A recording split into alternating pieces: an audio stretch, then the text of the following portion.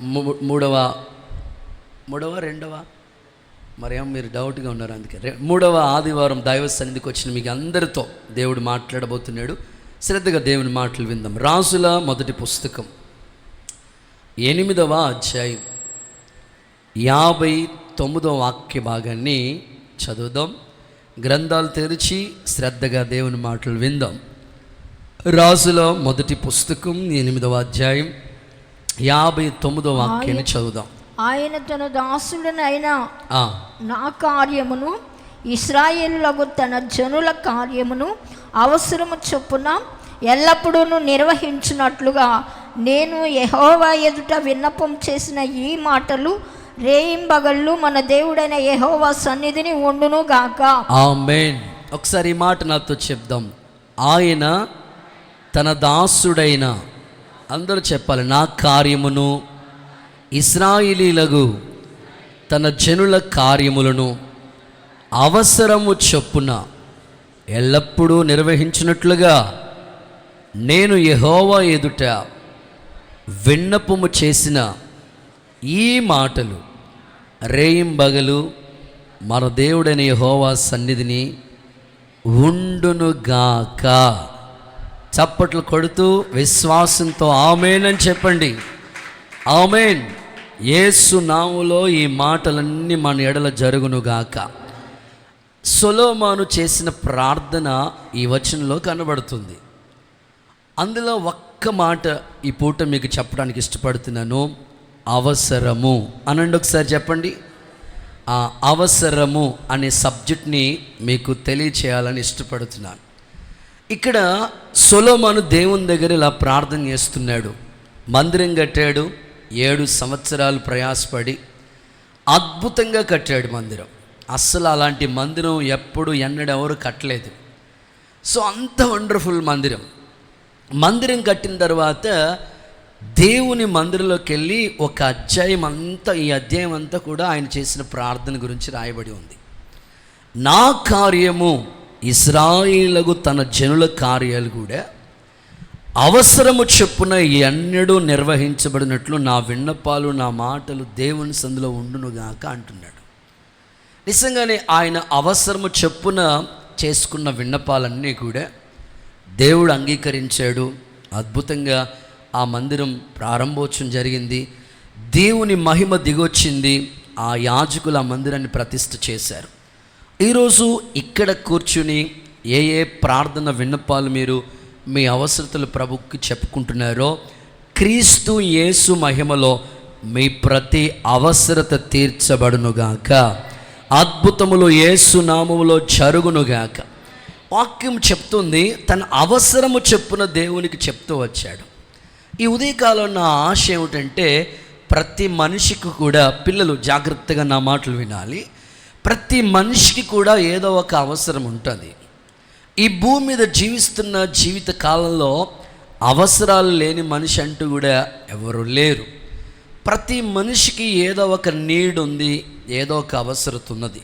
కొన్నిసార్లు ఏమంటూ ఉంటారంటే మనుషులు, ఇదిగో నీ అవసరం నాకు లేదులే, నీతో నాకు పని లేదులే, ఇట్లా మాట్లాడుతూ ఉంటారు. వాళ్ళకి కష్టం వచ్చినప్పుడు, ఆ హాస్పిటల్లో అడ్మిట్ చేసినప్పుడు ఎవరు ఉంటారండి తోడు? వాళ్ళే కదా. కొన్నిసార్లు మనిషి దూషించి మాట్లాడి, నీతో నాకు పని లేదులే, నీ అవసరం నాకేంటి, ఇట్లా మాట్లాడుతూ ఉంటాను. నేనంటాను, ప్రతి మనిషికి ప్రతి మనిషి అవసరం ఉన్నది. ఒకరి తోడు ఒకరికి కావాలి. అసలు మనిషి జీవితంలో ఒంటరిగా సాగిపోతున్న ఈ జీవిత పయనంలో ప్రతి మనిషికి ఎవరొకరు తోడు, సపోర్టింగ్, దేవుని యొక్క ఆలోచన ఖచ్చితంగా కావాలి. ఒకరి అవసరత ఒకరికి ఉన్నది. ఎవరి అవసరత లేకుండా నేను ఉంటాను అనడానికి లేనే లేదు, అవకాశమే లేదు. అందుకని ప్రతి వారికి ఏదో ఒక నీడ్ ఉంటుంది, ఏదో ఒక అవసరత ఉంటుంది. సొలొమోను తన అవసరము చెప్పున దేవుని సంధిలో రాజయ్యుండు కూడా దేవుని దగ్గర చేసుకున్న మనవులన్నీ కూడా ఆలకించాడు. ఈ 40 రోజులు ఉపవాస ప్రార్థనల ఏ అవసరతలతో మనం వచ్చి దేవుని పాదాలు పట్టుకుని అడిగామో, అడిగిన దానికంటే, ఊహించిన దానికంటే అత్యధికమైన కార్యాలు యేసు నామములో ప్రభు జరిగించునుగాక. ఒకసారి అందరూ ఆమేన్ అని చెప్పండి. కొన్నిసార్లు అవసరాలు అనేవి ఎలా ఉంటాయో ఇంట్రడక్షన్లో చెప్తాను. మన అవసరతలు ప్రతి మనిషికి కూడా ఏదో ఒక అవసరత ఉంటుంది. ఫర్ ఎగ్జాంపుల్, కొంతమందికి ఆర్థిక అవసరతలు ఉంటాయి, ఫైనాన్షియల్ సపోర్ట్ అంటారు. ఆర్థికమైన అవసరతలు అది అందరికీ ఎదురవుతుంటాయి. ఎంత ఉన్నవాళ్ళైనా, ఎంత ఏ స్థాయికి వెళ్ళినా సరే వాళ్ళ స్థితిని బట్టి ఆర్థిక అవసరతలు ఏర్పడుతూ ఉంటాయి. ఆ ఆర్థిక పరిస్థితుల్లో కూడా దేవుడే వాళ్ళ అవసరతలు తీర్చడానికి తగిన వ్యక్తులు నియమిస్తూ ఉంటాడు. వాళ్ళ బంధువులు కావచ్చు, వాళ్ళ స్నేహితులు కావచ్చు, శ్రేయాభిలాషులు కావచ్చు, వాళ్ళ క్షేమాన్ని కోరుకునే వాళ్ళు ఎవరైనా కావచ్చు. ఆ సమయానికి ఆ నీడు తీరడానికి దేవుడు వాళ్ళని సాక్షులుగా నియమించుకుంటూ ఉంటాడు.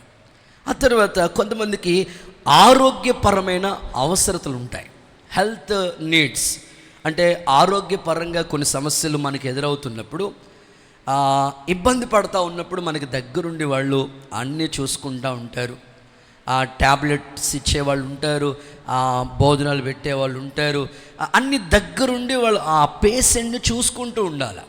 హెల్త్ సమస్యలు వచ్చినప్పుడు ఖచ్చితంగా ఆ సమయాల్లో తోడుండి అవసరతల్లో సహాయపడే వాళ్ళు ఉండాలి. ఖచ్చితంగా చూడండి, హాస్పిటల్లో ఉన్నప్పుడు 1 month 2 months హాస్పిటల్లో ఉండిపోతారు.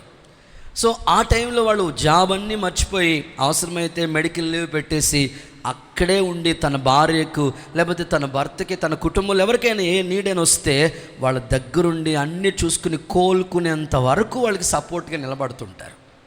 ఆరోగ్యపరంగా కూడా మనకి కొన్ని అవసరతలు ఉన్నప్పుడు తగిన వ్యక్తుల్ని దేవుడు నియమిస్తూ ఉంటాడు. ఇక పనుల్లో కూడా ఇప్పుడు ఏదైనా ఒక పని చేసుకోవాలంటే ఒక్కరి వల్ల అయ్యే పని కాదు. నేను ఎప్పుడు చెప్తా ఉంటాను. అందుకే కొంతమంది ఎందుకో స్వేచ్ఛను కోరుకుంటారు. నేనే అని అనుకుంటూ ఉంటారు. అనే అక్షరం అంత ఎఫెక్ట్గా ఉండదు. ఆల్ఫాబెటికల్ ఆర్డర్లో ఏ నుంచి జెడ్ వరకు మీరు చూడండి, అన్ని అక్షరాలు వంగి ఉంటాయి. ఏ ఉందనుకో వంగి ఉంటుంది, సి అనుకోండి ఇలా వంగి ఉంటుంది, డి అంటే ఇలా వంగి ఉంటుంది, ఈ ఎఫ్ ఇలాగ అన్ని అక్షరాలు వంగి ఉంటాయి. అనే అక్షరం మాత్రం స్ట్రైట్గా నేను ఒక్కడనే అంటారు. అనే అక్షరంలాగా మీరు ఉండకూడదు. ఆత్మీయులు ఎప్పుడు అలా నేను ఒక్కడనే చేయగలను, నాది ఇది అంటానికి ఏమీ లేదు. అన్నీ ఇక్కడే వదిలేసిపోవాలి మనం. సో మనకి ఎవరొకరు తోడు కావాలి, అందరి అవసరతలు మనకి కావాలి. ఏ మనిషిని తక్కువ అంచనా వేయడానికి లేదు. దేవుడు ఎవరి ద్వారా ఏ కార్యం చేస్తాడో మనకు తెలియదు. అందరూ మనకి అవసరం. ఓ పెద్ద ఆయన ఇలా కొటేషన్ చెప్తూ ఉన్నాడు, చిన్న స్టేటస్ పెట్టుకున్నాడు, అందరూ బాగుండాలి అందులో నేను ఉండాలి అంటున్నాడు ఆ మనిషి. స్తోత్రం చెప్పండి ఒకసారి. ఆ పెద్ద నేను ఆయన వయసు చూస్తే 50 ఏళ్ళ వయసు ఉంటుంది. ఆయనకి ఎవరు అవసరం లేదు, కానీ ఆయన అంత పెద్ద ఆయన కోరుకున్నాడు. కావాలి, అందరు సపోర్టింగ్ మనకు కావాలి. ఎప్పుడు ఏమిటి ఎలా ఉంటుంది ఎవరికి తెలియదు. అందుకోసం అందరు అవసరతలు మనకి కావాలి. అది ఆరోగ్యపరంగా, ఆత్మీయంగానైనా, పనుల్లో కూడా, చేతి పనుల్లో కూడా. ఇప్పుడు ఏళ్ళు ఉంది, ఒక్క బొటనేలతో నవీన్ బాబు ఒక్క బొటనేలతో తాపి పట్టుకో అవుతుందా? బొటనేలతో పెన్ను పట్టుకొని రాయగలుగుతాము ఒక్క ఏళ్ళతో. దానికి ఇంకొక ఏళ్ళు సపోర్ట్ ఉండాలి కదా. ఒక్క ఏళ్ళతో ఏం చేయగలుగుతావు నువ్వు? అందుకోసం ఖచ్చితంగా ఇంకొకరు సపోర్టింగ్ అనేది ఉండాలి. ఫ్యామిలీ, కుటుంబం ఉందనుకోండి, భార్య భర్తలు, ఫ్యామిలీ ఒక్కరికొకరు చక్కగా వాళ్ళు అర్థం చేసుకుంటూ. కొన్నిసార్లు భార్య భర్తలు ఏమనుకుంటారు, నీతో నాకు పని లేదు. ఒక్కరోజు అమ్మగారి ఇంటికి వెళ్తే తెలుస్తుంది ఉప్పు ఎక్కడుందో, పప్పు ఎక్కడుందో, ఎల్లుల్లిపాయలు ఎక్కడున్నాయో, చాక్లెట్లు బిస్కెట్లు ఎక్కడున్నాయో, ఆ పిల్లలకి వాళ్ళకి స్నానం చేయించలేక, వాళ్ళ బట్టలు వేయలేక, అప్పుడు ఇంకా అంతే సంగతి. అప్పుడు గుర్తొస్తుంది భార్య అవసరత. కొన్నిసార్లు భర్తను కూడా దూషి, నీతో నాకు పని లేదు, మామూలు చూసుకుంటారు. ఎంతకాలం చూసుకుంటారు అమ్మోళ్ళు? భర్త అవసరత ఉన్నది, భార్య అవసరం ఉన్నది, పిల్లల అవసరత కూడా మనకు ఉన్నది.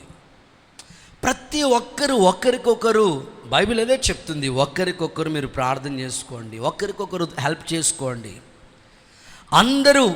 అందరితో కలిసిమెలిసి చక్కగా మన అవసరతలు పంచుకుంటూ దైవికమైన మార్గాల్లో నడిపించబడే కృపను దేవుడు అనుగ్రహించునుగాక.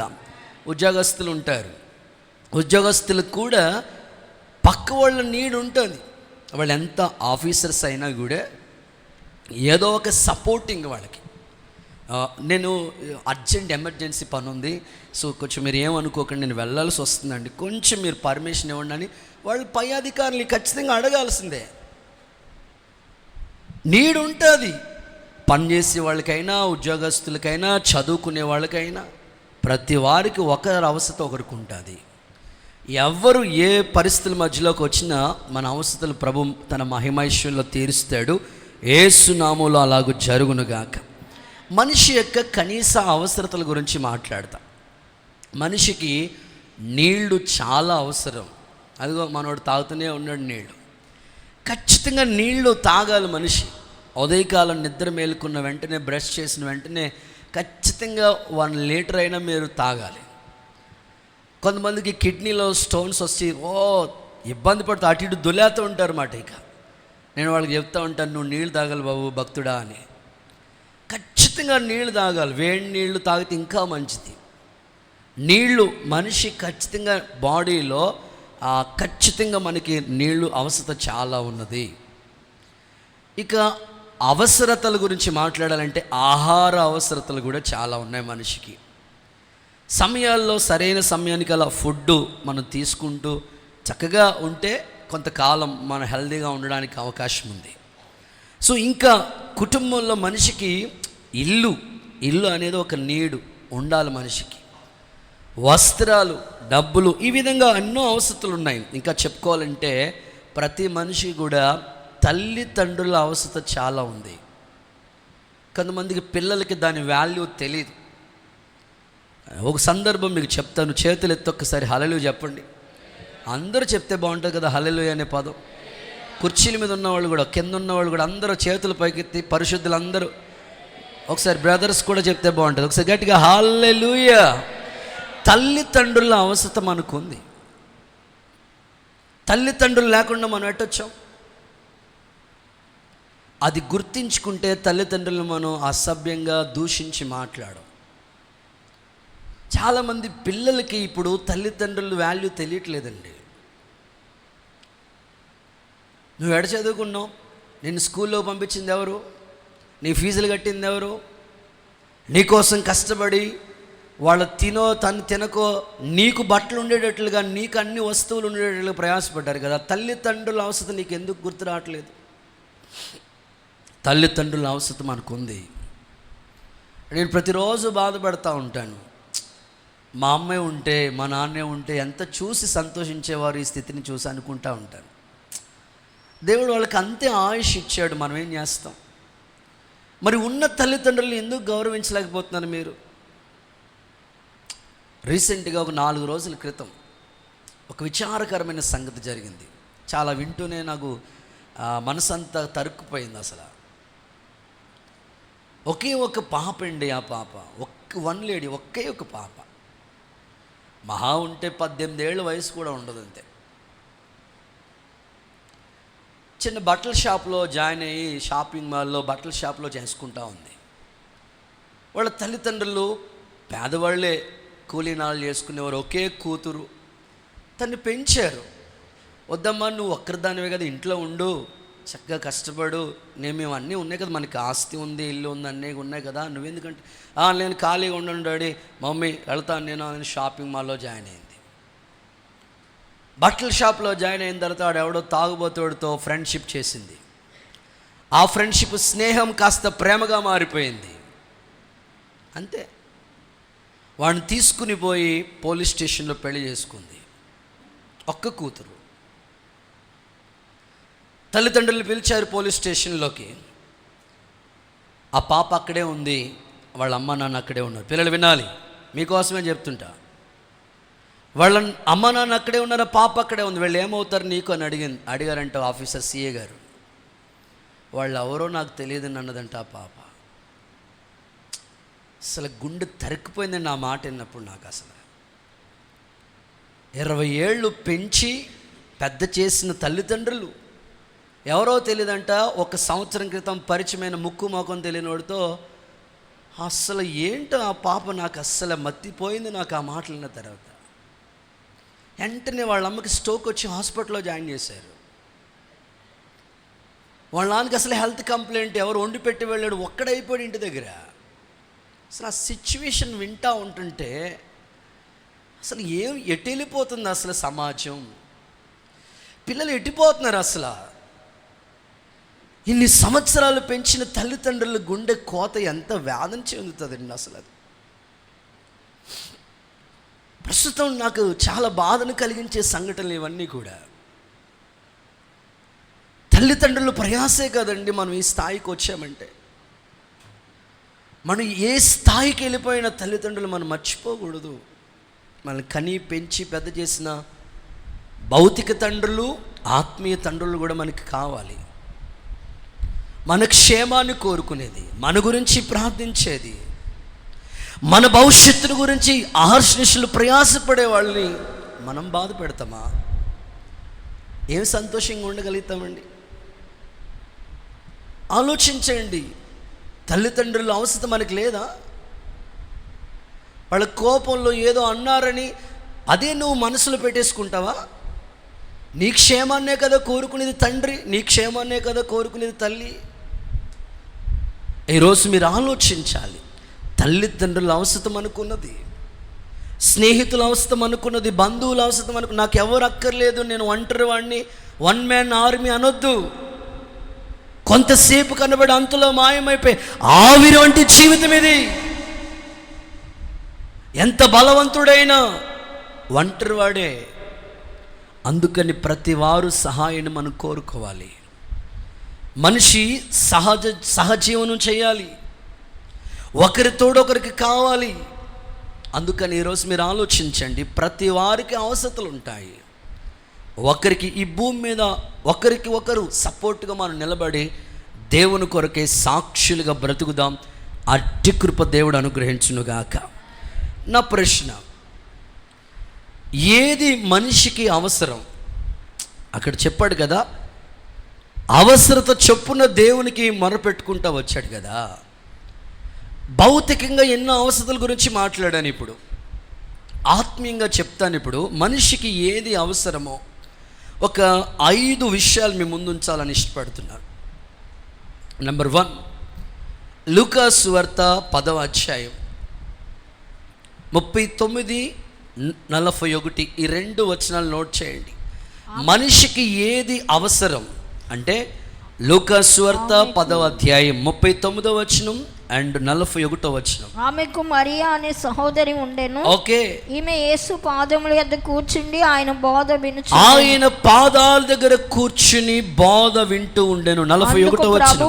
అందుకు ప్రభు, మార్తా మార్తా, నీవు అనేకమైన పనులు, విస్తారమైన పనులు పెట్టుకున్నావు, విచారము కలిగి తొందరపడుచున్నావు, కానీ అవసరమైంది ఒక్కటే. మరియా ఉత్తమమైన దాన్ని సంపాదించుకున్నది. చప్పట్ల కొడుతూ యేసయ్యకు మహిమ చెల్లిద్దామా? అవసరమైంది ఒక్కటే. ఏంటది అవసరమైంది? ఏది అనంటే యేసయ్య పాదాల దగ్గర కూర్చుని బోధ వింటాం. సో మొదటి మాట, యేసయ్య పాదాల దగ్గర కూర్చుని బోధ వినడం. అవసరమైంది ఏది మనిషికి అంటే యేసయ్య పాదాల దగ్గర కూర్చోవటం ప్రతి మనిషికి అవసరం. ఈరోజు మనిషి అది గుర్తించక టైం అంతా ఎక్కడెక్కడో స్పెండ్ చేస్తూ ఉన్నాడు. దేవుడు నీకు 24 గంటల సమయం ఇస్తే ఆ 24 గంటల సమయంలో దేవుని దగ్గర కూర్చునే సమయం ఎంత? నీకు ల్యాప్టాప్ దగ్గర కూర్చుంటావు నీ ఆఫీస్ వర్క్ నిమిత్తం 8 గంటలైనా 10 గంటలైనా. నీ ఇంటి దగ్గర నీ పిల్లలతో కూర్చుంటావు, సమయం అంతా పిల్లలతో గడపడానికి ఇష్టపడుతూ ఉంటావు. నీకు సంబంధించిన వర్క్లన్నీ చేసుకుంటూ ఉంటావు. మరి దేవుని దగ్గర కూర్చునే సమయం ఎంత? 24 గంటలు ఆయన కదా నీకు ఇచ్చింది. నీ సమయం ఆయన చేతిలో ఉంది కదా. 24 గంటల సమయం నీకు ఇచ్చినప్పుడు ఆయన పాదాల దగ్గర కూర్చునే ఆ స్థాయిని మర్చిపోతే ఎలా? సమయం ఆయనది, ఆయన మనకిచ్చాడు. మరి ఆయనకి ఇచ్చిన సమయంలో ఆయన పాదాల దగ్గర కూర్చోకపోతే ఎలా? వచ్చే అన్నాడు అనుకోండి, ఇంకంత ఇక్కడే వదిలేసుకోవాలి కదండి. నాకు ఆ పని ఉంది, ఇవి ఉన్నారు, పిల్లలు ఉన్నారు, అవన్నీ ఇంకేం కుదరదు కదా. అందుకనే దీపం ఉండగానే ఇల్లు చక్క పెట్టుకోవాలన్నట్లు నీకు 24 గంటల సమయంలో 2.5 గంటలు ఆయనవి. నువ్వు ఉదయకాలం ప్రభు సన్నిధిలో కూర్చుంటావో, మధ్యాహ్నం కూర్చుంటావో, సాయంకాలం కూర్చుంటావో, నీ టైం టేబుల్ ఎలా సెట్ చేసుకుంటావో అది నీ ఇష్టం. కానీ దేవునికి ఇవ్వాల్సిన సమయం మాత్రం దేవునికి ఇచ్చేసేయి. ప్రభు పాదాల దగ్గర కూర్చోవడానికి అది అవసరం, మనిషికి అది చాలా అవసరము. ఇప్పుడు ఆ ఇంట్లో 3 ఉన్నారు, మార్తా, మరియా, లాజరు. మార్తమ్మేమో విస్తారమైన పనులు పెట్టుకుంది, మరియమ్మేమో యేసు ప్రభు పాదాల దగ్గర కూర్చుంది. లాజర్ ఏమో barber shop, CMR shopping mall తిరుగుతూ ఉన్నాడు ఈ మనిషి. అసలు ఎప్పుడు ఇంట్లో ఉండడే. ప్రభు పాదాల దగ్గర కూర్చుని ఎంతకాలం అవుతుంది? దేవుని సన్నిధిలో నేను చెప్తున్నాను, తప్పకుండా నీకు ఇచ్చిన సమయం అది అవసరము. యేసు ప్రభు పాదాల దగ్గర నాకు కూర్చుంటే ఎన్ని దీవెనలు ఉన్నాయండి ప్రభు పాదాల దగ్గర. ఒక పాటలో ఈ చరణాలు ఉన్నాయన్నమాట. దొరుకును సమస్తము యేసు పాదాల చెంత, వెతకిన దొరుకును యేసు పాదాల చెంత. యేసయ్యా నీకు అసాధ్యమైనది లేనే లేదయ్యా. అన్నీ దొరికేవి దేవుని పాదాల దగ్గరే. అలాంటిది నువ్వు యేసు ప్రభు పాదాలు విడిచిపెట్టేసి ఆళ్ళేళ్ళు పాదాలు పట్టుకుంటే ఎలాగా? ఈరోజు అదే ప్రభు నీకు గుర్తు చేస్తున్నాడు. అవసరమైంది ప్రభు పాదాల దగ్గర నువ్వు కూర్చోవాలి. నీ బిజినెస్సా, నీ ఉద్యోగమా, నీ చదువా, నీ భవిష్యత్తు అన్నీ క్రియేట్ చేసింది ఆయన. ఆయన లేకుండా ఏమీ లేదు. అందుకని అవసరమైంది ఒక్కటే, అది ప్రభు పాదాల దగ్గర కూర్చుని బోధ వింటాం. ఈ సమయంలో ప్రభు మీకు అలాంటి ధన్యతను అనుగ్రహించునుగాక. కొంచెం గట్టిగా ఆమేన్ అని చెప్తారా? యేసు ప్రభు పాదాల దగ్గరికి యాయీరు అనే వాళ్ళ కుమార్తెను తీసుకుని వచ్చాడు. అనారోగ్యంతో బాధపడుతూ ఉంది. తీసుకుని వస్తే అంతే, ప్రభు పాదాల దగ్గర తీసుకొచ్చినప్పటికీ ఆమెకి స్వస్థత కలిగింది. నెక్స్ట్, విస్తారమైన పాపాత్మురాలు, విస్తారమైన పాపాలు చేసిందంట ఆమె. ప్రభు పాదాల దగ్గర తీసుకొచ్చినప్పటికీ ఆమె విస్తారమైన పాపాలు క్షమించబడ్డాయి. ప్రభు పాదాల దగ్గర పాప క్షమాపణ దొరుకుతుంది. ప్రభు పాదాల దగ్గర నీకు స్వస్థత కూడా దొరుకుతుంది. యేసు నామములో ఈ విషయాల్లో దేవుడు మీ మీద కృప చూపునుగాక. కొంచెం గట్టిగా ఆమేన్ అంటారా? బైబిల్లో చూడండి, న్యాయాధిపతుల పుస్తకం 20వ అధ్యాయం 29వ వాక్య భాగాన్ని 26వ వాక్య భాగాన్ని చదువుదాం. న్యాయాధిపతుల పుస్తకం 20వ అధ్యాయం 26వ వాక్యం చూస్తే, వీరందరూ కత్తి దువ్వేవారు. అప్పుడు ఇశ్రాయేలు అందరూ జనులందరూ పోయి బేతేలును ప్రవేశించి, రిఫరెన్స్ చూడాలి మీ బైబిల్ అందరూ, వేచుచు సాయంకాలం వరకు అక్కడ యెహోవా సన్నిధిని కూర్చుండి. సాయంకాలం వరకు ఎక్కడ కూర్చున్నారంట వాళ్ళు? యెహోవా సన్నిధిలో కూర్చుండి. చాలు. ఉదయకాలం నుంచి సాయంకాలం వరకు దేవుని సన్నిధిలో కూర్చున్నారంట. అంటే 12 గంటలు ఉండేది మనకి ఆరాధన 2.5 గంటలు. అందులో కూడా కరోనా దయ వల్ల డిస్కౌంట్ వచ్చేసింది. మరలా ఇందులో కూడా నువ్వు డిస్కౌంట్, ప్రతి వారం డిస్కౌంట్ అడిగితే యేసుప్రభు ఏమంటాడంటే నీకు డిస్కౌంట్ ఇచ్చేస్తాడు. అంతే, సింపుల్, అంతే.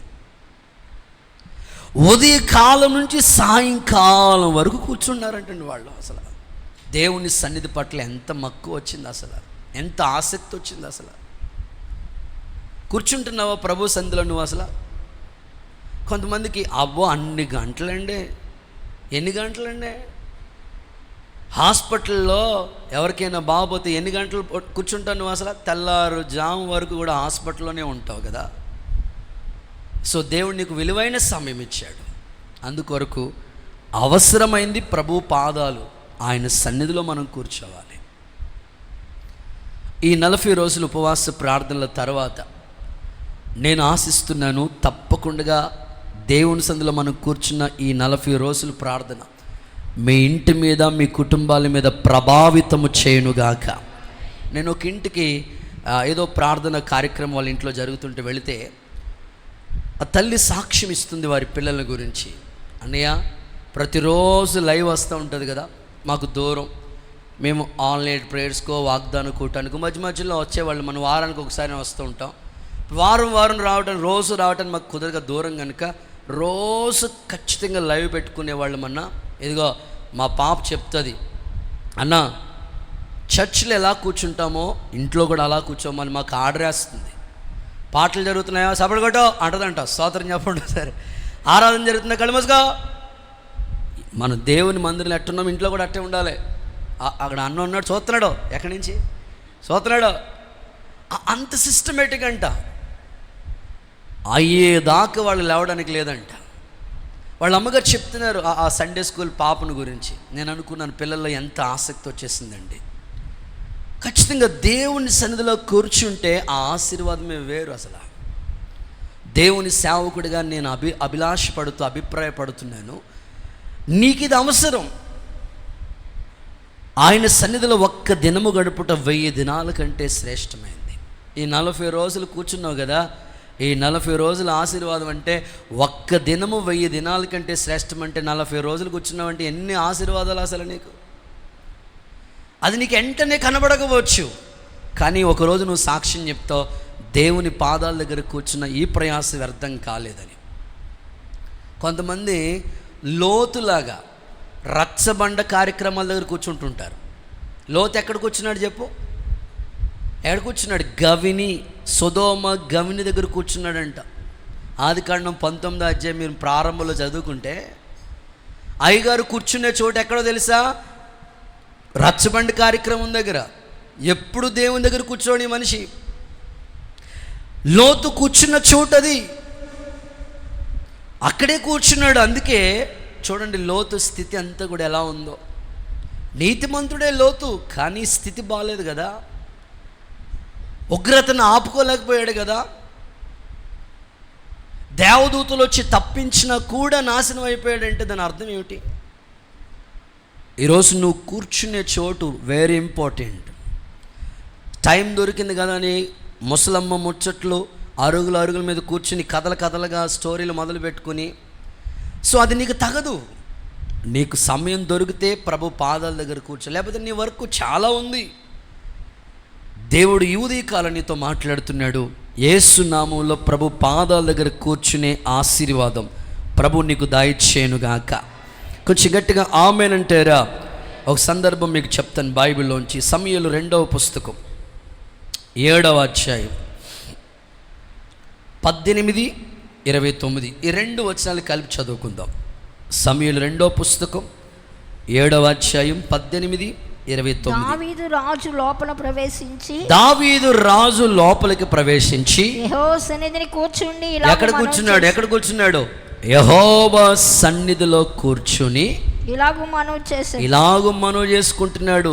నా ప్రభువా యెహోవా, ఇంతగా నీవు నన్ను హెచ్చించటానికి నేను ఏ పాటి వాడిని, నా కుటుంబం ఎంతటిది. 29 దయచేసి నీ దాసుడైన నా కుటుంబం నిత్యము నీ సన్నిధిలో కూర్చునేటట్లుగా దానిని నువ్వు ఆశీర్వదించయ్యా. నీ ఆశీర్వాదం పొందిన నా కుటుంబం నిత్యము ఆశీర్వదించబడుతుంది. ఒక రాజుగారు ఎక్కడ కూర్చోవాలి? సింహాసనం మీద. రాజుగారు ఎక్కడ కూర్చోవాలి? రాజుగారికి బోళ్ళన్ని నీళ్లు ఉన్నాయి, బోళ్ళన్నంత ఎన్నో సమస్యల మధ్యలో ప్రజలకి న్యాయం తీర్చడానికి ఎన్నెన్నో కార్యక్రమాలు జరుగుతూ ఉంటాయి. డ్యాన్స్ కార్యక్రమాలు ఉంటాయి, బోళ్ళని ఉంటాయి రాజ్యంలో. ఎక్కడ కూర్చోట్లేదంట, యెహోవా సన్నిధిలో నిత్యము ఉండాలని తన ఆశ. అందుకే దేవుడు గొర్రెల కాపరిగా ఉన్న ఆయన తీసుకెళ్ళి సింహాసనం మీద కూర్చోబెట్టింది. ఒకసారి 2 చేతులు పైకెత్తి హల్లెలూయా అంటారా?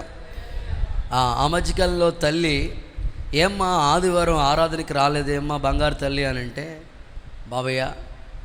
బాబు జాన్ వెస్లీ బాబు చెప్పమ్మా, ఆదివారమే మా అల్లుడికి సెలవు, నెక్స్ట్ ఆదివారమే మా కూతురికి సెలవు, మా మనవలు కూడా సెలవు ఆదివారమే. అందుకని అరుసులు, గారెలు, బూరెలు అన్ని క్యాన్లతో తీసుకుని ఆటోకి వెళ్తున్నాను. మరి ఏమైంది? వెళ్తున్నా ఆటో తిరగబడిపోయింది. ఇంకా అంతే మరి. ఆదివారమే దొరికిందా నీకు? చాలామంది ఏంటో ఆదివారమే, అప్పుడే షాపింగ్ మాల్, అప్పుడే పెళ్లి చూపులు. ఆదివారం నేను అంటాను, ఎవరికైనా పెళ్లి చూపులు ఆదివారం వస్తానన్నారండి అన్నారంటే నీవు అర్థం చేసుకోవాలి వాళ్ళు ఎంత భక్తిపరులు అసలు. నీకు ఆదివారం పెళ్లి చూపులకు చూడటానికి వచ్చారంటే ఆయన ఆదివారం ప్రార్థనకి ఎక్కడ వెళ్తాడు చెప్పు? నిన్నాడ తీసుకెళ్తాడు చెప్పు? అందుకని దేవునికి ఇవ్వాల్సిన సమయం ఆయనకి ఇచ్చేసేయండి. రాజు ఎక్కడైనా కూర్చోవచ్చు, కానీ దేవుని దగ్గర కూర్చుంటున్నాడు, ఆ సన్నిధిలో కూర్చుంటున్నాడు. ఎంతగా హెచ్చించబడ్డాడు. బైబిల్ గ్రంథంలో ఎన్నో అద్భుతమైన సత్యాలు ఉన్నాయండి. అందుకని ఈ ఉదయకాలం నా ఆశ, దేవుని దగ్గర కూర్చునే ధన్యత ప్రభు మీకు దయచేయనుగాక. మనందరికీ తెలిసిన కంఠస్థ వాక్యం తెలుసు కదా, దుష్టుల ఆలోచన చెప్పిన నడవక, పూర్తి చేయాలి మీరు, పాపుల మార్గం నిలవక. ఎక్కడ కూర్చోకూడదట? కొంతమంది ఉంటారు ఇంకా వాళ్ళ పనే అది, అపహాస్యం చేస్తూనే ఉంటారు, హేళన చేస్తా. అక్కడ నువ్వు కూర్చోకూడదు అసలు. అపహాసకులు కూర్చుండే చోటు నీ ప్లేస్ కాదు అది. ఖచ్చితంగా నువ్వు కూర్చోవలసిన చోటు ఉంది, అది దైవ సన్నిధి. అది నీకు అవసరం. మరియా ఉత్తమమైన దాన్ని సంపాదించుకుంది. ప్రభు పాదాల దగ్గర కూర్చుని ఆ దీవెన ఎంతో గొప్పది. నేను ఫ్రైడే అంటే 16వ తారీఖు బొబ్బర్లంక అనే చోట పేరవరం అనే ఊరికి మీటింగ్ పిలిస్తే వెళ్ళాను వాక్యం చెప్పడానికి. వారు అక్కడ ఆ ఊరికి వెళ్తుంటేనే అక్కడ చెప్పిన సాక్ష్యం ఏమిటంటే, అయ్యా ఇక్కడ ఆత్రేయపురం అనే ఊరు ఉంటుంది. అవునండి, మేము వస్తుంటేనే మాకు కనిపించిందండి. అవునండి, ఆత్రేయపురానికి స్పెషల్ అండి అన్నాడు. ఏంటండి? ఓహో భలే చెప్తున్నాయి కదా మీరు. మనం అందరికీ తెలియదండి, ఆత్రేయపురం అంటేనే పూతరేకులు అని తెలుసు మనకి. నిజమే, ఇక్కడ పూతరేకులకి అక్కడ పూతరేకులకి చాలా వ్యత్యాసం ఉంటుంది.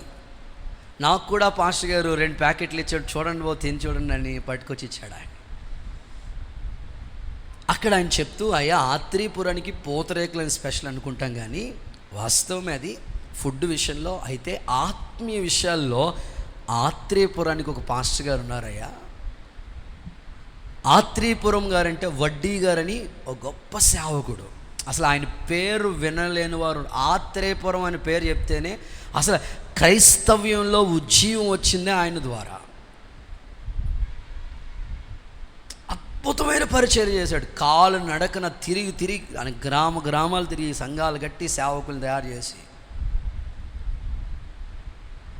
ఎప్పుడు దేవుని పాదాల దగ్గర కూర్చుంటూ ఉండేవాడంట. ఈరోజు దేవుని సందర్భం ఉన్నారండి. పిఎల్ పరంజ్యోతి గారని గొప్ప దైవజనుడు ఆయన, అంతర్వేదిపాలెం. ఆయన ప్రారంభంలో Kakinada McLaren high school ground ఉంది కదా, ఇప్పుడంటే అది బాగా డెవలప్ చేశారు. ఒకప్పుడు అదంతా ముళ్ళ తుప్పలు, గెచ్చి పొదలు. రాత్రి అంతా ఆడు కూర్చుంటూ ఉండేవాడంట, అలా ఆస్తుతిస్తూ ఉండేవాడంట దేవుణ్ణి. ఈరోజు నా ప్రార్థన, సంఘంలో దేవుని పాదాల దగ్గర కూర్చునే వాళ్ళు కావాలి, ఆయన సన్నిధిలో. అందుకే బైబిల్ ఎలా రాస్తుంది, అనుదినము నా గడప దగ్గర కూర్చుని నా ఉపదేశం వినేవారు ధన్యులు అన్నాడు దేవుడు. చూద్దాం ఆ మాట కూడా. సామెతలు 8:34, సామెతలు 8:34 చూస్తే అక్కడ ఇలా రాయబడి ఉంది, అనుదినము నా గడప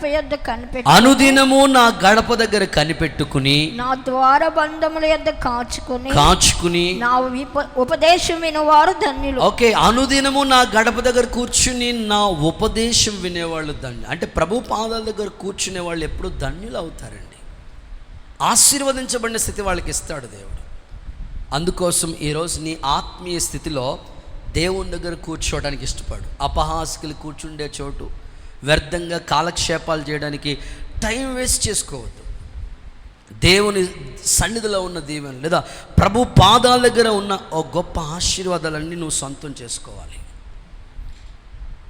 భార్యాభర్తలు కూడా కుటుంబాల్లో దేవుని పాదాల దగ్గర మీరు కూర్చోవాలి. ప్రభు మాకు ఎలాంటి భవిష్యత్తు నువ్వు ఇస్తున్నావు, మాకు ఎలాంటి బిడ్డలు నువ్వు ఇస్తున్నావు, మా కుటుంబ జీవనాధారం ఎలా? సో ఇలాగ ప్రతిరోజు మనం దేవుని దగ్గర కూర్చోవడానికి ఆ సమయాన్ని మనం కేటాయించుకుంటే ఆశీర్వాదం అనేది మన తల మీద ఉంటుంది. ఒకసారి 2 చేతులు పైకెత్తి హల్లెలూయా అని చెప్తారా? ఓ సందర్భం మీకు చెప్తాను. మీరు చాలా సీరియస్గా ఉన్నారు కనుక ఈ మాట ఖచ్చితంగా మీకు చెప్పాలి. భార్య భర్తలు చక్కగానే సాయంకాలం కుటుంబ ప్రార్థన చేసుకున్నారు, భోజనం చేశారు, నిద్రపోతున్నారు. సరిగ్గా సడన్గా 12 గంటలకి భార్య మొబైల్కి ఇలా టిక్మని మెసేజ్ వచ్చినట్టు వచ్చింది. అలా వెలిగింది ఒకసారి మొబైల్, లైట్ వెలిగింది. అర్ధరాత్రి 12 గంటలకు పెళ్ళికొడుకు నిద్ర మేలుకొని లేచి చూసి ఫోన్ అలా ఆన్ చేసి చూసినప్పటికీ ఒక మెసేజ్ వచ్చిందన్నమాట. బ్యూటిఫుల్ అని వచ్చింది. స్తోత్రం చెప్పండి సార్.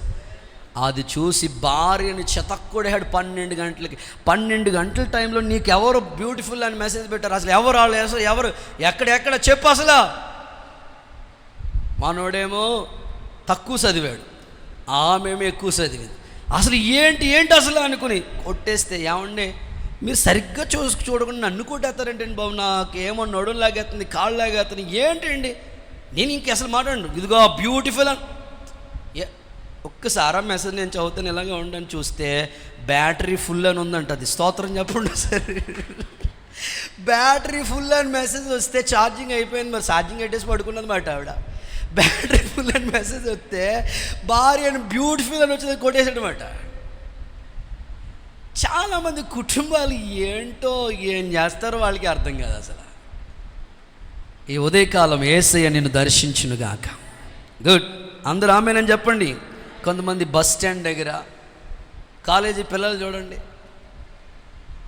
బస్ స్టాండ్ దగ్గర వాళ్ళు బస్సు వచ్చేస్తుంది వెళ్ళరు, అక్కడే కూర్చుంటారు. వాళ్ళు ఎరా బాబు ఎరా నీ బస్సు వచ్చేసింది కదా, ఇంకొకళ్ళు వస్తారు, అలా కూర్చోరు. ఆ కాలేజీ వాళ్ళు వస్తారు.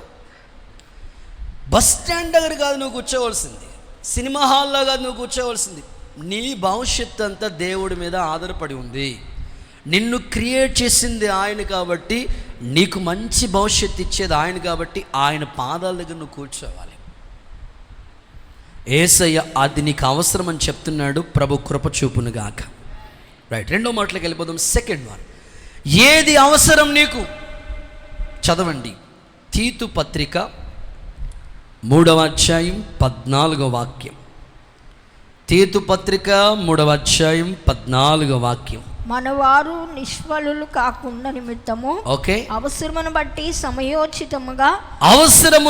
సమయోచితముగా సత్క్రియలను శ్రద్ధగా చేయుటకు నేర్చుకొనవలెను. సత్క్రియలు శ్రద్ధగా చేయటానికి నేర్చుకోండి. అవసరతను బట్టి. ఏది అవసరం అంటే సత్క్రియలు చేయటం అనండి.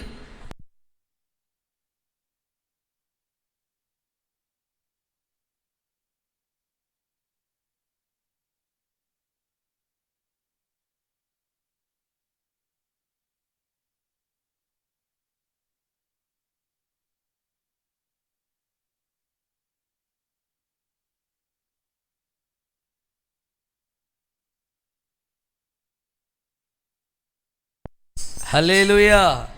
నిజంగా ఎరుకో గోడలు కోల్చమని వాళ్ళని పంపించే కానీ మిమ్మల్ని పంపిస్తే అసలు ఎంత అద్భుతంగా 7 నిమిషాలు కూలిపోయినాయి. వాళ్ళకి 7 రోజులు పట్టింది.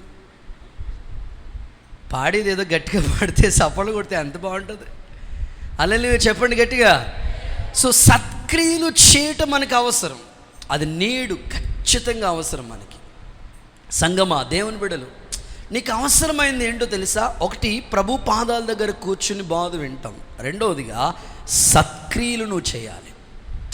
హెల్పింగ్ నేచర్ అనేది నీకుండ. ప్రతి క్రైస్తవుడు కూడా సత్క్రియలు, మంచి కార్యాలు మనం చేయాలి. అవి దేవుని కొరకే మనం ఖచ్చితంగా చేయాల్సినది. ఆత్మీయులు ఈ విషయాన్ని ఖచ్చితంగా గుర్తించాలి. సత్క్రియలు అంటే ఇతరుల క్షేమాన్ని కోరి ఏదో ఒకటి మంచి చేయటమే వాళ్ళకి. అమ్మ ఉంది, ఎప్పుడు ఆవిడైనా వంట చేసేది, నువ్వు ఎప్పుడు నేర్చుకుంటావు? అమ్మ నేను ఈరోజు చేస్తానమ్మా, నువ్వు కూర్చోమ్మా, సండే కదా, నాకు సెలవు కదమ్మా, హాలిడే కదమ్మా, స్కూల్ సెలవు, ఆఫీస్ సెలవు, నేను చేస్తానమ్మా, నువ్వు కూర్చో తల్లి అనే పిల్లలు దొరుకుతారేమో అని నేను చూస్తూ ఉంటాను. ఇంకా ఆ రోజు సోమవారం నుంచి శనివారం దాకా వాళ్ళ అమ్మ పడిన దానికంటే కష్టం. ఆదివారం అసలు ఒక్క నిమిషం కూడా ఖాళీ ఉన్నవారు వాళ్ళ అమ్మని. అమ్మ ఆ యూట్యూబ్లో చూసానమ్మా, ఆ వెరైటీ చేయమ్మా, ఈ వెరైటీ చేయమ్మా, రుచమ్మ, అభిరుచమ్మ, అమ్మో వాళ్ళ బుర్ర తినేస్తున్నారు. అసలు నువ్వు చెయ్యాలి. ఎప్పుడు మమ్మీ డాడీనా చేసేది, నువ్వు చేయాలి. సత్క్రియలు నువ్వు చేయాలి. నేను మొన్న దిండి దాస్బాబాయ్ గారిని పలకరించడానికని ఆగస్ట్ 15 వాళ్ళ మిస్సెస్ గారు ప్రభునందు నిద్రిస్తే పలకరించడానికని వెళ్ళిన తర్వాత ఆ దైవజనుడు చెప్తూ వాళ్ళ సంఘాన్ని గురించి ఒక మాట చెప్పాడు. సంఘాన్ని గురించి, అయ్యా దేవుడి దయ వల్ల నాకు 3 సంఘాలు ఇచ్చాడయ్యా. ఈ 3 సంఘాల్లో కూడా నేనే వాక్యం చెప్పడానికి వెళ్తూ ఉంటాను. అయితే నేను వెళ్ళినప్పటికీ అన్నీ రెడీ పెట్టి ఉంచుతారు. నేను స్టేజ్ ఎక్కి వాక్యం చెప్పడం అంతే. పాటలు పాడే వాళ్ళు ఒక టీం, వాళ్ళే పాడుకుని వాళ్ళే ప్రారంభ ప్రార్థన చేసుకుని స్టార్ట్ చేసుకుంటారట. ఆ తర్వాత పరిచర్య చేసేవాళ్ళు ప్రతి వారం ఒక 25 మందికి డ్యూటీలు వేస్తారంట ఆయన. మీరు వచ్చి ఇలా చేయాలి, ఇలా చేయాలి, ఇలా ఒక్కొక్క టీం ఇలా చేయాలని. ఆ వారం వాళ్ళు ఖచ్చితంగా తొడవటం కాడి నుంచి పనులన్నీ కంప్లీట్ చేసి ముగించేంత వరకు కూడా వాళ్ళదే డ్యూటీ. వంట వాళ్ళదే డ్యూటీ, పట్టాలు వేయటం వాళ్ళదే డ్యూటీ, సౌండ్ సిస్టమ్ ఆపరేట్ చేయడం వాళ్ళదే డ్యూటీ, పాటలు పాడటం వాళ్ళదే డ్యూటీ, ఆరాధన చేయడం కూడా అన్ని వాళ్ళ డ్యూటీలు చేసి అలా సెట్ చేసి ఆయన వచ్చినప్పటికీ అలా జస్ట్ అంతే మైక్ ఆయన చేతులు పెడతారంట అంతే. 3 సంఘాల్లో కూడా అలా నేర్పించానయ్యా నేను. ఖచ్చితంగా వాళ్ళు చక్కగా ఎంత సత్క్రియలు చేస్తున్నారు సంఘం. లేకపోతే ఓ పక్కన అమ్మగారు అన్నీ చూసుకుంటూ ఉండేది, ఆమె లేరనే బాధ ఉన్న సంఘం మాత్రం ఎంతో చక్కగా నన్ను ఆదరించారు అని ఆ దైవజనుడు ఒక గొప్ప సాక్ష్యం చెప్పినాడు. సో ఖచ్చితంగా మనం సత్క్రియలు, మంచి కార్యాలు చేయాలండి. బైబిల్లో కొన్ని మాటలు చెప్తాను చూడండి. హెబ్రీయులకు రాసిన పత్రిక 10వ అధ్యాయం 25వ వాక్యం చూడండి. సత్క్రియలు చేయటానికి కొందరు మానుకుంటున్నట్లుగా సమాజంగా కూడుకోవటం మానొద్దు. ఒకరినొకడు హెచ్చరించుకోండి. ఆ దినము సమీపించుట మీరు చూచిన కొలది. హెబ్రీ పత్రిక 10:25. ఆ సమయం సమీపించిన కొలది మరీ ఎక్కువగా అలాగు చేయొచ్చు. ప్రేమ చూపటానికి సత్కార్యములు ఏం చేయాలంట? సత్కార్యములు చేయుటకు ఒకరిని ఎంకరేజ్ చేయండి, ప్రోత్సహించండి. సత్క్రియలు చేయటానికి ఒకరినొకరు పురుకొల్పండి. ఆత్మీయులకి ఇది నిజంగా ఈ నీడు, ఇది అవసరం. సత్క్రియలు, మంచి కార్యాలు చేయటానికి ఒకరికి ఒకరు సపోర్ట్గా ఉండండి. వాళ్ళ బాధల్లో ఉన్నారా, ఓకే వెళ్ళి పలకరించడంలో తప్పే ఉంది. అది జస్ట్ చిన్న పనే కదా, 2 మాటలు ఏదో చిన్న ఫోన్ చేసి బాగున్నారమ్మా, జ్వరం అంటే కదా, ఎలా ఉంది. సత్క్రియ, దేవుని పని మనం కూడా చేసిన వాళ్ళు అవుతాం. ఒకరినొకరు ఎంకరేజ్ చేసుకోండి, ఒకరినొకరు ప్రోత్సహించుకోండి, ఒకరినొకరు దైవికమైన కార్యాల కొరకే ఆసక్తి కలిగిన వారిగా ఉండండి అని దైవవాక్యం ఖచ్చితంగా మనకి బోధిస్తూ ఉంది. ఈ ఉదయకాలం దేవుని సన్నిధిలో ఒక దైవజనుడిగా నేను కోరుకుంటున్నాను, మీరు ఒకరికొకరు ఎంకరేజ్ చేసుకుంటూ సత్కార్యాలు చేయటానికి పరిశుద్ధాత్ముడు మిమ్మల్ని సిద్ధపరచునుగాక. ఒకసారి అందరూ హల్లెలూయా అని చెప్పండి. కొంతమంది పిల్లలు ఏం చేస్తూ ఉంటారంటే సత్కార్యాలు చేయరు, ఘనకార్యాలు చేయరు, తల్లిదండ్రులు మెచ్చే మంచి పనులు చేయరు. నాకు విచిత్రం అండి, పిల్లలు పేరెంట్స్ని ఏడిపిస్తూ ఉంటారండి. నేను అడిగాను పిల్లోడిని, ఎరా మీ అమ్మగారు మాట్లాడుతూ ఉండేది, ఎరా మాట్లాడలేదేంటి, ఏమైపోయిందిరా? అదే మా అమ్మ లిప్టిక్ అని అడిగింది, పెవిస్టిక్ ఇచ్చాను, ఇంకా అంతే, ఇంక నోట్లో స్తోత్రం, ఇంకా స్టాప్. ఇంకా ఫెవిస్టిక్ ఇస్తావు అమ్మకే, పాపం ఆవిడ చదువుకోలేదన్నా. పిల్లలు ఏడిపించే పిల్లలు తయారైపోయారండి బాబు. తల్లిదండ్రులతో నన్ను గేమ్ ఆడేది, వాళ్ళు నన్ను ఏడిపించేది. సత్క్రియలు చేయట్లేదు పిల్లలు ఈరోజు. బైబిల్లో 2 వ్యక్తులు మీకు చూపిస్తాను చూడండి. కొర్నేలి సత్క్రియలు చూడండి. అపోస్తుల కార్యములు 10వ అధ్యాయం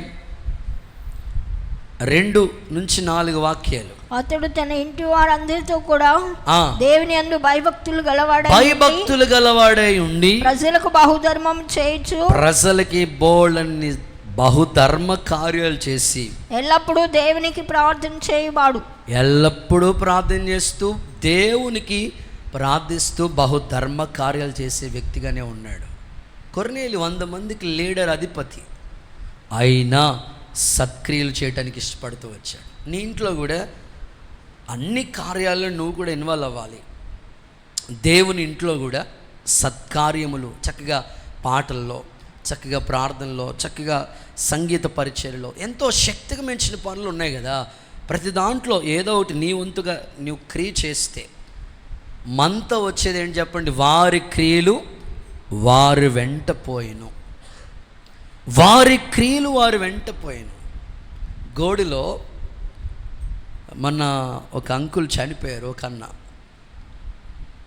గోడి గురుకుల పాఠశాల దగ్గర మన సంఘ బిడ్డలు వాళ్ళ మందిరానికి వస్తుంటారు, వాళ్ళ భర్త గారు అనమాట. ఆయన 20 సంవత్సరాలైన దుబాయ్లోనే ఉండి 20 years దుబాయ్లోనే ఉన్నారంటండి.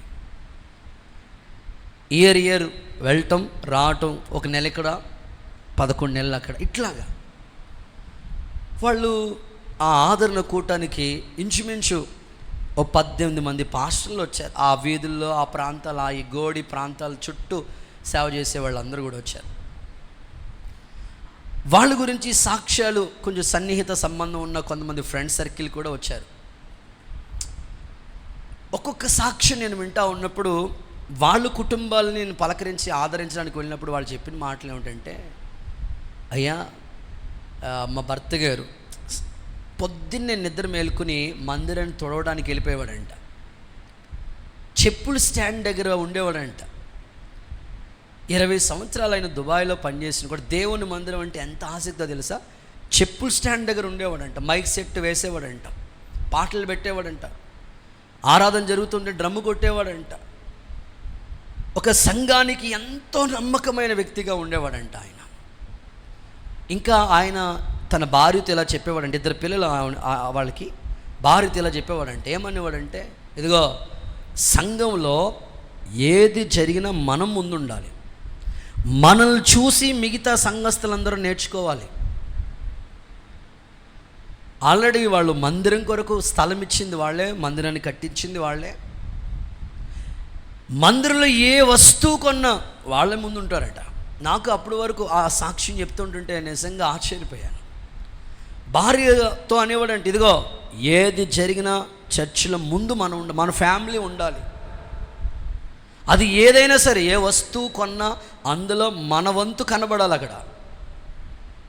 అలాగా సంఘానికి అద్భుతంగా ఆయన సపోర్ట్గా ఉండేవారట. ఆశ్చర్యం చెప్పిన ఆ తల్లిదండ్రులు నాకు ఇచ్చిన సాక్ష్యం ఏమిటంటే, అయ్యా ఇంత నమ్మకంగా దేవుని కార్యక్రమాల కోసం ఆయన కష్టమంతా కూడా దేవుని మందిరంలో కనబడుతుంది. వాళ్ళ పిల్లల కొరకు ఎంత ఖర్చు పెట్టాడో దేవుని మందిరాన్ని కూడా అంతగా త్యాగం అయిపోయాడు. ఆశ్చర్యం, కోవిడ్ వచ్చినప్పుడు ఇక దుబాయ్ దేశాల నుంచి ఇంటికి వచ్చేసాడు, ఖాళీగా ఉంటున్నాడు. వాళ్ళ పిల్లలు ఎదిగొచ్చారు, చదువుకున్నారు. కరోనా టైంలో అందరూ ఉద్యోగాలు తీసేశారు, అవునా కదా? హలో, ఉద్యోగాలు తీసేశారు లేదా? ఉన్న ఉద్యోగాలన్నీ తీసేశారు. ఏ కంపెనీలైనా, ప్రైవేట్ కంపెనీలు, ఇంకా అన్ని మూతలు వేసిన పరిస్థితి వచ్చినప్పటికీ ఉన్న ఉద్యోగాలు పోయినవి. కానీ కరోనా సమయంలో వాళ్ళ పిల్లోడికి హైదరాబాదు నుంచి పిలిచి ఉద్యోగం ఇచ్చారు. స్తోత్రం చెప్పండి ఒకసారి గట్టిగా, చప్పట్లు కొడుతూ సార్ ఏసైకమై పిలిచి ఇచ్చారు ఉద్యోగం. వర్క్ ఫ్రమ్ హోమ్, ఇంటి దగ్గర నుండే వర్క్ చేయాలి కంపెనీ. వాళ్ళ అమ్మగారు నాకు చెప్పిన, వాళ్ళ పిన్ని నాకు చెప్పిన సాక్ష్యం ఏంటంటే, మా బావగారు దేవుని కొరకు చేసిన పరిచర్య, చేసిన సత్క్రియ మా పిల్లోడికి ఉద్యోగం ఇచ్చేటట్లుగా దేవుడు చేశాడు. కోవిడ్లో అందరికీ ఉద్యోగాలు లేవు, తీసేశారు ఉన్న ఉద్యోగాలు. కానీ మా పిల్లోడికి ఉద్యోగం ఎలా వచ్చిందంటే, మా భర్త చేసిన ఆ పరిచర్య, సత్క్రియలు దేవుడు చూశాడు. నేను ఒకటే చెప్తానండి, చేసిన పుణ్యం ఊరకనే పోదు. మీ పక్కకి షేక్ అండ్ ఇచ్చి ఇదే మాట చెప్పండి, ₹1,00,00,000 షేక్ అండ్ ఇవ్వండి. చేసిన పుణ్యం ఏదేదన్నా బూర్లు అన్నట్టు వినపడుతుంది నాకు. చెప్పండి గట్టిగా, చేసిన పుణ్యం ఊరకనే పోదు. ఆమేన్. సో నువ్వు దేవుని పరిచర్యలో నువ్వు చేసిన క్రియ ఏదైనా కావచ్చు, అది ఓరకనే మాత్రం పోదు. కొర్నేలి చేసిన సత్క్రియలు, పేతురు వాళ్ళ ఇంటికి వచ్చాడు, ప్రకటించాడు వాక్యం, అంతే కుటుంబం అంతా రక్షించబడిపోయింది. దేవునికి స్తోత్రం కలుగును గాక. నా ప్రార్థన, మీరు చేసే క్రియలు మీ పిల్లల్ని చూసే కృప దేవుడు మీకు అనుగ్రహించునుగాక. ఆమె నా ఆశీర్వాదం దేవుడు మీ తల మీద ఉండునట్లు సహాయము చేయనుగాక. నేను మొన్న డేవిడ్ గారితో చెప్పాను, ఎంతండి మీకు వయసు అన్నాను. వచ్చినండి 60 సంవత్సరం. మీకు అది సెంచరీ కొట్టాలని ప్రార్థన చేస్తున్నాను నేను అన్నాను. దేవుడికి స్తోత్రం. ఎందుకు బాబా అప్పుడు దాకా నన్ను అంటున్నాడు. ఆయన చెయ్యాలి. ప్రతిరోజు మీరు దేవుని కొరకు చేసే పరిచర్య ఎవరికనే ప్రభు మర్చిపోతాడా? నీ పిల్లలను చూసే ఆశీర్వాదం మీకు ఇస్తాడండి దేవుడు. యేసు నామములో నిత్యానందం మీ తలల మీద ఉండునుగాక. ఓకే, దోర్కా సత్క్రియలు చూడండి. అదే అపోస్తుల కార్యాల గ్రంథం 9:36. త్వరగా చూడాలి మీరు దేవుని వాక్యాన్ని. మరియు యొప్పేలో తబిత అనే ఒక శిష్యురాలు. ఓకే, తబిత అనే శిష్యురాలు దోర్కా అనే ఆమె ఉండెను. ఆమె సత్క్రియలను ధర్మ కార్యాలు బహుగా చేస్తోంది. ఒక టైలర్, మిషన్ కుట్టుకునే టైలర్ పాస్టర్ గారికి ఇలాంటి లాల్చీలు కుట్టిస్తూ ఉందంట ఆమె. సత్క్రియలు. ఈరోజు మీ ఆత్మీయ జీవితంలో కూడా తప్పకుండా సత్క్రియలు చేయడానికి సిద్ధపడండి. యేసు నామములో కృప అనుగ్రహించబడునుగాక. కొంచెం గట్టిగా ఆమేనని చెప్పండి. కోడలు పిల్ల అత్తంతో చెప్తుందంట, అప్డేట్ అవ్వత్తమ్మా అంటా ఉందంట. పాపం వాళ్ళ అత్తగారు క్యాలెండర్ దగ్గరికి వెళ్ళి చూస్తూ ఉందంట, అప్డేట్ ఎక్కడ ఉంటుందో. అన్ని డేట్లు ఉన్నాయి కానీ ఆదివారం ఉంది, సోమవారం ఉంది, మంగళవారం, అన్ని డేట్లు ఉన్నాయి కానీ అప్డేట్ లేదమ్మా క్యాలెండర్లో. అంటే అప్డేట్ అవ్వమంటుందా? క్యాలెండర్లో ఎదిగితే దొరుకుతుందా? సో మీరు కూడా 3G అయిపోయింది, 4G అయిపోయింది, 5Gలోకి వచ్చేస్తుంది, అన్నీ బాగానే ఉన్నాయి. అన్నిటిలో ప్రతి దాంట్లో లోకపరంగా అంతా అప్డేట్ అవుతున్నారు. దేవుళ్ళలో మాత్రం అలాగ ఎక్కడ వేసిన గొంగలు అక్కడే ఉంటుంది. ఇంకెప్పుడు అప్డేట్ అవుతారు మీరు? ఎంతమందిని చూస్తూ ఉన్నారు మీరు? ఇంకెప్పుడు వస్తుంది మీకు ఆ మనసు? దేవుళ్ళలో క్రొత్త మనసు, రూపాంతరం చెందే అనుభవాలు, సత్క్రియలు చేయటానికి అప్డేట్ అవ్వండి. ప్రభు మీకు సహాయము చేయనుగాక. కొంచెం గట్టిగా ఆమేనని చెప్పండి. కొంతమంది ఎంత బాగా అప్డేట్ అవుతుంటారంటే అంత బాగా అప్డేట్ అవుతుంటారు. ఆ భిక్షగాడు వీధి తిరుగుతుంటా అడుక్కుంటా, అమ్మా భిక్షమేయండి అమ్మా, ఆహారం పెట్టండి అమ్మా అని తిరుగుతూ ఉన్నాడంట. కరెక్ట్గా ఒక ఇంటికి వెళ్ళినప్పటికీ ఆవిడ పొయ్యి మీద అన్నం పెట్టి ఉడుకుతూ ఉంది, ఆ అన్నం అవుతూ ఉంది. ఈ లోపల వచ్చాడు, బాబు అన్నం పెట్టమ్మా. ఉడుకుతుందయ్యా అని. ఆయన ఎంత అద్భుతంగా అప్డేట్ అయ్యాడంటే, అయిపోయినండి వంట అయిపోయినండి, నాకు మిస్డ్ కాల్ అన్నాడంట. ఎవరో చెప్పండి అమ్మా. అడుక్కున్నవాడు ఎంత బాగా అప్డేట్ అయిపోయాడో. వాడికి ఫోన్పే ఉంటుంది, గూగుల్ పే ఉంటుంది, స్కాన్ చేసుకోవడమే మనం. మిస్డ్ కాల్ అన్నాడు. ఆవిడ బాగా అప్డేట్ అయ్యి అన్నదంట, ఇదిగో వాట్సాప్ పంపిస్తానులే, డౌన్లోడ్ చేసుకుని తినంట. ఏంటండి బాబు వీళ్ళు లోకపరంగా ఎంత అప్డేట్ అయిపోతున్నారో వీళ్ళు. అండ్ వాట్సాప్లో అన్నం పంపిస్తే డౌన్లోడ్ చేసుకోవాలా? సత్క్రియలు అలా చేస్తామండి మనం.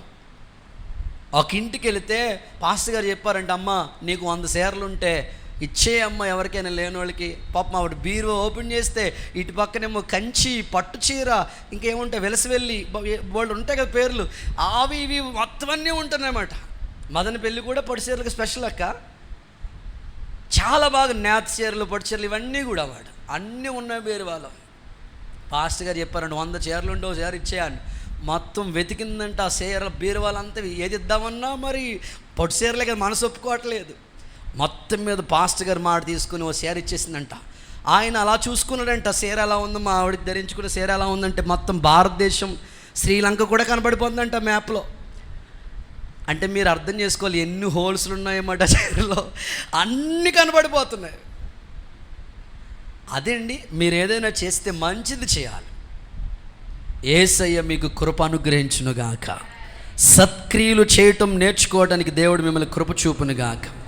ఓకే, 3వ మాటలోకి వెళ్ళిపోతాం. 3rd one, ఏది నీకు అవసరం? హెబ్రీ పత్రిక 10:36. త్వరగా చూడాలి. మీరు దేవుని చిత్తము నెరవేర్చిన వారై 10:36. వాగ్దానం పొందు నిమిత్తం మీకు ఓరిమి అవసరమై మీకు అవసరమై ఉన్నది. చాలు. మూడవదిగా ఓర్పు.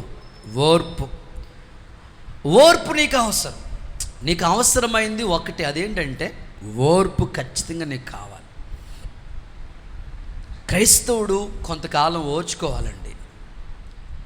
ఓర్చుకోకుండా ఏది నువ్వు నేర్చుకోలేవు. తొందరపాటు చాలా 90 మందిని పాడు చేస్తే 10 మందిని బాగు చేస్తుంది తొందరపాటు. అందుకని జీవితంలో ఏది చెయ్యాలన్నా తొందరపడొద్దు. నేను అదే చెప్తాను, ఎవరైనా బిజినెస్ పెట్టుకోవాలనుకుంటే తొందరపడొద్దు. పెళ్లి సంబంధాలు తొందరపడొద్దు. సేవ అస్సలు తొందరపడొద్దు. సేవలో తొందరపడకూడదు అసలు. పిల్లల విషయంలో దేవుని చిత్తం ఒకటి ఉంటుంది. జాబ్ విషయాల్లో ప్రయత్నం చేయండి, కానీ తొందరపడి ఏంటి నాకు ఏమి ఇవ్వట్లేదు దేవుడు, ఏం జరగట్లేదు, బిజినెస్ డెవలప్ అవ్వట్లేదు అని అడ్డదారులు వెతుక్కోకండి. తొందరపడితే మనం బైబిల్ అదే చెప్తుంది, తొందరపడటం వల్ల ఆ వ్యక్తి తప్పిపోతాడు, దారి తప్పిపోతాడని వాక్యం అంటుంది. ఓర్పు మనకి చాలా అవసరం. ఓర్మి చాలా అవసరం. క్రైస్తవుడు ఓర్చుకుంటేనండి అన్నీ నేర్చుకునేది. నిన్న నాతో పాటు ఒక అన్న చెప్తున్నాడు, అన్న నాకు అసలు డ్రైవింగ్ వచ్చేది కాదు. డ్రైవింగ్ నేర్చుకోవడానికి వెళ్తూ ఉంటుంటే మా సీనియర్స్ చాలా హేళన చేస్తూ ఉండేవారు. అలాగే వాళ్ళు హేళన చేస్తున్నా ఓర్చుకుంటూ ఉండేవాడిని. కానీ ఈరోజు వాళ్ళకన్నా అద్భుతంగా డ్రైవింగ్ చేస్తూ ఉన్నాను నేను. నిజమే, ప్రతిదీ కూడా ఓర్చుకోవాలి మనం.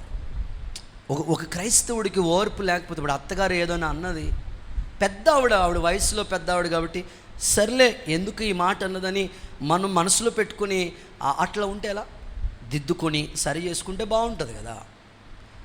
ఓర్పులో చాలా ఆశీర్వాదాలు దాగి ఉన్నాయి. ఓర్పు దోహద కార్యాలు జరగకుండా చేస్తుంది. బైబిల్లో ఇలా ఓర్పు గురించి చాలా మాటలు రాశారు. మీ ప్రాణాలు దక్కించుకుంటాం ఓర్పు కోసం. చూడండి అన్నమాట, లూకాసు సువార్త 21:19. 21:19 చూడాలి త్వరగా. మీరు మీ ఓర్పు చేత మీ ప్రాణాలు దక్కించుకుంటారు. ఓర్చుకున్న యేసయ్యను తలంచుకోండి. ఎంత ఓర్పండి ప్రభుకి. యెరూషలేము నడివీధుల్లో కొరడాల దెబ్బలు భరిస్తూ వచ్చాడు. ముళ్ళ కిరీటం భరించాడు. కాళ్ళలో మేకులు, చేతిలో మేకులు, ప్రక్కలో బల్లెపోటు, ఇవన్నీ మన కోసమే కదా ఆయన ఓర్చుకున్నది. చిన్న కష్టం వస్తే నువ్వు ఇంట్లోంచి వెళ్ళిపోతానని అంటావేంటి? అసలు ఓర్చుకోవాలి. పిల్లలు కూడా, చదువుకునే పిల్లలు ఖచ్చితంగా మీకు ఒక మంచి భవిష్యత్తు ఉంటుంది. కొద్దిసేపు ఓపిక పడితే ఓర్చుకోవాలి. ఫస్ట్లో మా ఇంట్లో మా నాన్నగారు చెప్పేవారు అన్నమాట, అందరూ కష్టపడాలి. అమ్మ మరీ చెప్తూ ఉండేది. మా అమ్మ వాళ్ళ నాన్నగారు స్కూల్లో టీచర్ అన్నమాట. మా అమ్మమ్మ గారు తాతయ్య స్కూల్లో టీచర్ అన్నమాట, పంతులు గారు. సో మంచిగా ఆయన దగ్గర పాఠాలు నేర్చుకున్న వాళ్ళందరూ కూడా మంచిగా వెల్ సెటిల్ అన్నమాట. అప్పుడప్పుడు మేము ఆ ఊరు వెళితే మీ తాతగారి దగ్గర మేము పాఠాలు నేర్చుకున్నాం అని చెప్తుంటారు. మా తాతయ్య గారు టీచర్ ఏమో సేమ్ డాక్టరీన్ అనమాట. మా తాతయ్య గారినే మా అమ్మ ఫాలో అవుతూ ఉండేది. ఆవిడ దగ్గర పొద్దుల పుస్తకం ఒకటి ఉండేది, దేవుడికి స్తోత్రం చెప్పండి. ప్రతిదీ కూడా అసలు చక్కగా ఏ చెట్టుకి ఎన్ని కొబ్బరికాయలు పడ్డాయి అన్నీ మా మెయింటెనెన్స్ అంతా అమ్మ చూసుకుంటూ ఉండేదన్నమాట. బాగా చాలా నాలెడ్జ్ ఇచ్చాడు దేవుడు మా అమ్మకి. పిల్లల్ని చదివించే విషయంలో, పిల్లలకి అన్నీ చేసే విషయంలో చాలా సిస్టమేటిక్గా ఉంటుంది అన్నమాట. సో తర్వాత అక్క వాళ్ళు దేవుని సందులో యవ్వన కాలంలో రక్షించబడిన తర్వాత చదువులు అయిపోయినవి, ఉద్యోగాల కోసం ప్రయత్నం చేస్తూ ఉన్నప్పుడు సో ఇంటి దగ్గర ఖాళీ ఉండకూడదు, ఏదో ఒకటి అందాక వచ్చేదాకా ఏదో ఒకటి చేద్దాం అనుకుని అలా ప్రయత్నం చేస్తూ ఉంటుంటే కృపక్కకి స్కూల్లో వాలంటరీ టీచర్ పోస్ట్గా వచ్చిందన్నమాట. స్కూల్లో కొంతకాలం వాలంటరీ, ఏ స్కూల్లో చదువుకుందో అదే స్కూల్లో వాలంటరీ పోస్ట్గా చేసింది. అలా చేస్తూ దేవుడు సేవకు పిలిపించాడు. కానీ ఇంట్లో సేవ చేయటానికి అంత అవకాశాలు లేవు. దేవుడు తన చిత్తాన్ని నెరవేర్చే వరకు ఒక ఆలోచన ఇస్తే కనిపెడదామని అలాగే చాలా రోజులు ఓపిక పట్టింది. డ్యూటీ చేస్తూ వచ్చింది. ఆ డ్యూటీలో కొన్ని ఎక్స్పీరియన్స్లు, కొన్ని అనుభవాలు వచ్చినాయి. ఆ తర్వాత మళ్ళీ ఇంటికి వచ్చిన తర్వాత రోజు ఇంటికాడి నుంచి వెళ్తూ ఉంది. అక్కడి నుంచి వాలంటీర్ పోస్ట్ అయిపోయిన తర్వాత మళ్ళీ మాంటిసోరి స్కూల్లో అక్కడ డ్యూటీ దొరికింది. చిన్నక్క కూడా అందరూ, పెద్దక్క కూడా అందరూ కష్టపడ్డారు. తల్లిదండ్రులు మమ్మల్ని ఇలా ఇంత కష్టపడ్డారు, అందాక మేము ఖాళీ ఉండకుండా ఏదోటి, ఇప్పుడు వెంటనే గవర్నమెంట్ జాబులు రావు కదా, ఏదోటి చేద్దామని అలాగా ఖాళీ ఉండకుండా ఏదో చిన్న చిన్న అట్లా చేస్తూ ఉన్నప్పుడు దేవుడు అప్పటికే సేవకు పిలిచి చాలా కాలం అయిపోయింది. సో అప్పుడు ఇంట్లో అమ్మోళ్ళని ఒప్పించడానికి అంత టైం పట్టింది. ఎందుకంటే వాళ్ళు రక్షించబడితే అంత ఈజీగా సేవలోకి వచ్చేసేది. వాళ్ళు రక్షించబడలేదు కనుక మేము సేవలోకి వచ్చిన తర్వాత వాళ్ళు రక్షించబడ్డారు. కొన్నిసార్లు మన ఇంట్లో దైవ కార్యాలు జరుగుతున్నప్పుడు కొన్ని ఆటంకాలు నీకు ఎదురవుతూ ఉంటాయి. వాగ్దానం నెరవేర్పు కొరకు కొన్ని ఆటంకాలు ఎదురవుతుంది. నువ్వు వెంటనే ఏం చేయాలంటే, ఓకే ఇది దేవుని వాగ్దానం, ఇది నెరవేరటానికి కొంచెం ఓర్పు నాకు అవసరము. ఓర్చుకుంటే దైవ కార్యాన్ని మనం చూస్తాం. చూడు, కంగారుగా అత్త bye bye see you tata అని చెప్పేసి వెంటనే డిసైడ్ చేసుకుని వెళ్ళిపోయింది. ఆవిడ చరిత్ర బైబిల్లో ఉందండి? లేదు కదా. ఓర్చుకున్న రూతు చరిత్ర చూడు. నీ దేవుడే నా దేవుడు, నీ జనమే నా జనం, నువ్వు ఎక్కడికి వెళ్తే నేను అక్కడికి వస్తాను అత్త. అలా అంటిపెట్టుకున్న రూత్ అక్క చరిత్ర యేసుక్రీస్తు ప్రభు వంశావళిలోకి వచ్చింది కదా. నయోమికి కూడా ఓర్పు లేదు. కరువు వచ్చింది. కరువు వస్తే ఏం చేయాలి? యోధా బెత్లెహేంలో కదా ప్రార్థన చేసుకుంటే ఎంత బాగుండు. కరువు వచ్చిందని వెంటనే సొంత నిర్ణయం తీసేసుకుని మోయాబుకి వెళ్ళిపోయింది. లేయా అలా కాదు, 30 సంవత్సరాలు ఓర్పుగా ఓర్చుకుందంటే లేయా 30 సంవత్సరాలు ద్వేషిస్తూనే వచ్చారంట ఆమెని. 30 సంవత్సరాలు ఓర్చుకుందండి బాబా అసలు. అందుకే స్త్రీలందరూ ఆమెను భాగ్యవంతురాలని పిలిచారు. చప్పట్లు కొడుతూ సరే యేసయ్యకి మహిమ. ఎవరైనా ఏదో చిన్న మాట అన్నా, ఏదైనా జరుగుతున్నా ఓర్చుకో అన్నవాళ్ళు ఎదుటని తల పైకెత్తినట్లుగా ప్రభు చేస్తాడు. సాక్షిగా నిలబెడతాడు. ఓర్పు చాలా అవసరమండి. అబ్రహాము ఓపిక చూడండి. వాగ్దానం ఇచ్చింది 75వ సంవత్సరంలో, నెరవేర్చింది 100వ సంవత్సరం. 25 సంవత్సరాలు వెయిటింగ్ లిస్టులోనే ఉంది ఆయన పేరు. అలాగే ఎదురు చూస్తూనే వచ్చాడు. అసలు క్రైస్తవులుగా, దేవుని బిడ్డలుగా మీ కుటుంబాల్లో ప్రతి వారికి దేవుడు ఓపికనివ్వాలి. యేసు నామములో అలాంటి ఓపికను అనుగ్రహించునుగాక. ఇప్పుడు కంప్యూటర్ నేర్చుకుంటాం కదా, చాలామంది కంప్యూటర్ క్లాసెస్కి వెళ్తారు. ముందు టైపింగ్ నేర్చుకునేవాళ్ళు. ఒకప్పుడు కంప్యూటర్ లేనప్పుడు టైపింగ్ నేర్చుకుంటాం. టైపింగ్ ఈజీయా మాస్టర్ గారు? కష్టమే కదా. ప్రతిదీ కష్టం ఉంటుంది. ఓపికగా నేర్చుకోవాలన్నీ కూడా.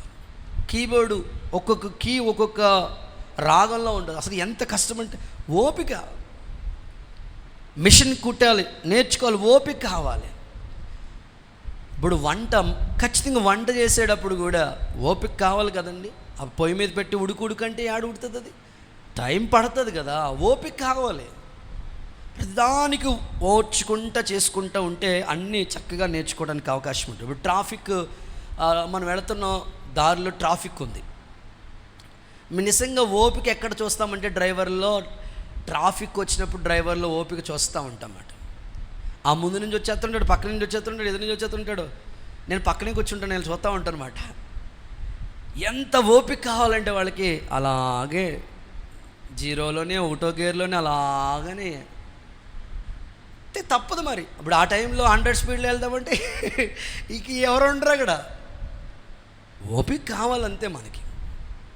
ఒకసారి హల్లెలూయా అని చెప్పండి. కొన్నిసార్లు మనం దేవుణ్ణి ఇలా అంటాం, అందరికి అన్నీ ఇచ్చేసావు ప్రభా, వాళ్ళు బిల్డింగ్ మీద బిల్డింగ్ కట్టేస్తున్నారు, కారు మీద కారు కొనేస్తున్నారు, అది ఇది మాకు ఏమీ లేదు ప్రభా, ఎన్ని రోజులు అయింది, ఎన్ని సంవత్సరాలు అయింది. దేవుణ్ణి సతాయిస్తూ ఉంటాం, సనుగుతూ ఉంటాం మనం. ఒక పిల్లోడు అలాగే దేవుని మందిరానికి వచ్చేవాడంట. ప్రతిసారి వచ్చినప్పుడల్లా దేవుడినే మీద సనుగుతూ ఉండేవాడు, పాస్టర్ గారి మీద సనుగుతూ ఉండేవాడంట. నిన్నగాక మొన్న వచ్చిన వాళ్ళు అన్నీ కొనేసుకున్నారు, నేను ఎప్పటి నుంచో దేవుళ్ళు ఉన్నాను, నాకు అది లేదు ఇది లేదు, ఓ ఇలా అనుకున్నాడంట, బాధపడతా ఉన్నాడంట. ఆయన చేసే ప్రార్థన ఎలా ఉందంటే, ఎప్పుడు పాత బూట్లేనా, ఒకసారి అంటారు, ఒకసారి మీ నోటితో పలకండి ఆ మాట. నేను అన్న మాట చెప్పండి అమ్మా, కొంచెం గట్టిగా చెప్పండి. ఎప్పుడు పాత బూట్లేనా, ఆ బూట్లే ఎత్తావా ప్రభు, నాకు అందరూ వెరైటీ వెరైటీ చెప్పులు కొనుక్కున్నారు, బూట్లు కొనుక్కున్నారు, అన్నీ ఉన్నాయి, నాకేంటి ప్రభు ఎప్పుడు ఈ పాత బూట్లేనా, ఇయేనా నా పరిస్థితి. అలాగ దేవుణ్ణి సతాయిస్తా మాట్లాడుతూ ఉండేవాడంట. పాస్టర్ గారి దగ్గరికి కూడా వచ్చి, ఏమండి దేవుడు ఏం చేయట్లేదండి, నాకు అందరికి అన్నీ చేస్తానండి, ఎప్పుడు ఇదేనండి నా పరిస్థితి అనండి. కరెక్ట్గా అలా చెప్తున్నప్పటికీ ఒక ఆయన 2 చేతుల్లో ఇలా 2 కర్రలు పెట్టుకుని ప్రార్థన మందిరానికి బైబిల్ పట్టుకుని వస్తూ ఉన్నాడంట.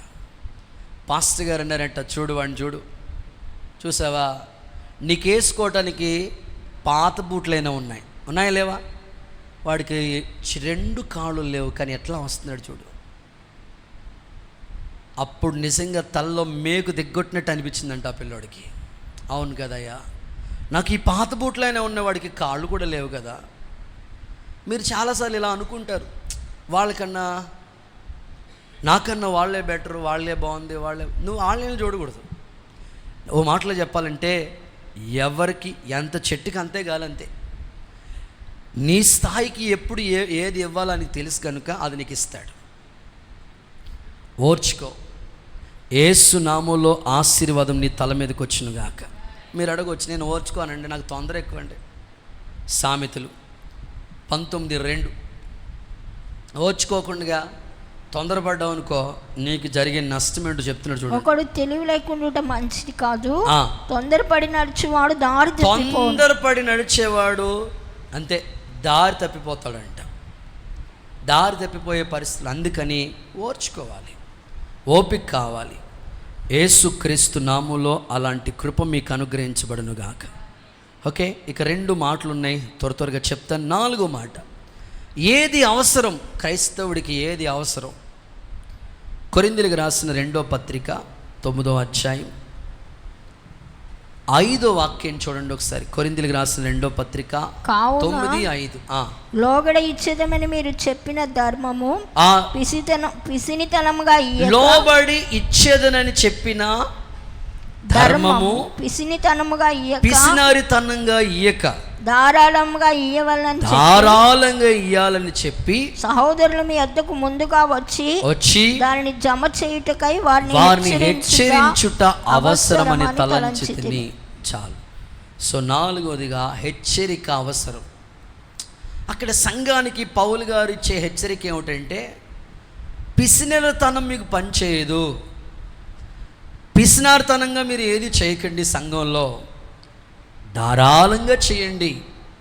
ఎందుకో తెలుసా, అక్కడ చెప్తూ ఆ మాట అంటూ, వెదజల్లి అభివృద్ధి పొందిన వారు కలరు, తగిన దానికన్నా తక్కువ చేసి లేముకొచ్చిన వాళ్ళు కూడా కలరు అన్నాడు. అందుకని సంఘం నేర్చుకోవాల్సింది ఏంటంటే, ప్రతి ఆదివారం, పాత నిబంధనలు అయితే 10వ భాగమే, క్రొత్త నిబంధనలో 10వ భాగం కాదు, వర్ధిల్లిన కొలది. నీకు ఎంత డెవలప్మెంట్ దేవుడు ఇస్తున్నాడో అంతకంటే ఎక్కువ నువ్వు ప్రభు కోసం చేయాలట. ఆదివారం కొరింథీ సంఘం ఏం చేశారంటే, పరిశుద్ధుల పరిచర్య కొరకు వాళ్ళు అభివృద్ధి చెందిన కొలది కొంత చందా తీసేవారంట. వాళ్ళు తీసే కానుక ఎలా ఉందో తెలుసా, వర్ధిల్లిన కొలది తీసేవారంట వాళ్ళు. అందుకే అక్కడ ఆ మాట వర్ణించాడు, వెదజల్లి అభివృద్ధి పొందారు. అక్కడ సంఘానికి పౌలు ఒక హెచ్చరిక చేస్తున్నాడు, మీరు కొంచెంగా విత్తేవాడు కొంచెమే పంట వస్తుంది, వాడికి ఎక్కువగా విత్తేవాడికి ఎక్కువ పంట వస్తుంది. అందుకని ఆఫరింగ్ విషయంలో తప్పకుండా ఇది క్రైస్తవుడికి అవసరం, ఈ కార్యాన్ని చేయాలి. యేసు నామములో ప్రభు మిమ్మల్ని అలాగూ దీవించునుగాక. ప్రభు ఈ పరిచర్యల పట్ల మిమ్మల్ని ఒక సాక్షులుగా వాడుకుని స్థిరపరచునుగాక. ఒక సందర్భం మీకు చెప్తాను. ఒక తల్లి దేవుని సన్నిధిలో ప్రార్థన చేసుకుంటా ఉందట, ప్రభా పరలోకంలో నీ ఉండే చోట మేము కూడా ఉంటానని చెప్పావు కదయ్యా, మా కోసం స్థలాలు సిద్ధపరచడానికి వెళుతున్నావు అన్నావు కదయ్యా.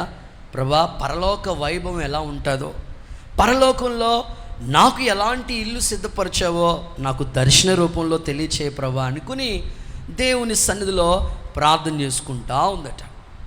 ప్రార్థన చేసుకున్న తర్వాత పడుకుందట. పడుకున్న తర్వాత ఆమెకి కల వచ్చిందంట. ఆ కలలో ఆమెతో ఉన్న ఇంకొక సహోదరి ఇద్దరు కూడా దేవుని మందిరానికి వెళతారు. దేవుని మందిరంలో వాళ్ళు చక్కగా పరిచర్య, ప్రార్థన, సహవాసంలో ఉంటారు. ఇద్దరు, మా స్నేహితురాలు కూడా నాకులాగే కష్టపడుతూ ఉండదు కదయ్యా, ఇదిగో మా ఇద్దరు ఇల్లులు, మేమిద్దరు పక్కనే ఉండేట్లు మా ఇద్దరు ఇల్లులు ఎట్టుంటాయి ఒకసారి నాకు అలా కళలో చూపించు ప్రభా, ఈమెస్ ఒకటి చూపించు ప్రభా అని ఏమి ప్రార్థన చేసుకుంటూ పడుకుందట. తెల్లవారుజామున ఆమెకి కల వచ్చిందంట. కల వస్తే ఆ దేవుడు పరలోక వైభవం అంతా కూడా తీసుకెళ్ళి చూపిస్తూ ఉన్నాడంట.